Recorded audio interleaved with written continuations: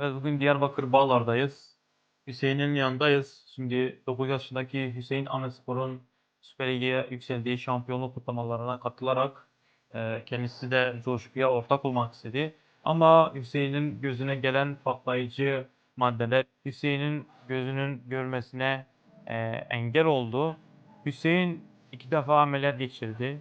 Bunun üzerine doktorlar gözünün görme ihtimalinin %5 olduğunu söyledi. Özellikle Hüseyin'in ve ailesinin çağrısı Ahmetspor yönetimi ve Ahmetspor'un başkanı Nahit Eren'e.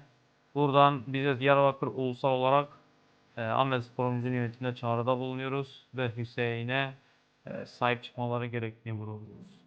Çok mutluyum. Gittim ama süper. Islah çağırdılar. Çok korkmaya başladım. Sonra gözüme tık diye torpil işaret etti. İki ameliyat oldum. Sonra çok pişman oldum.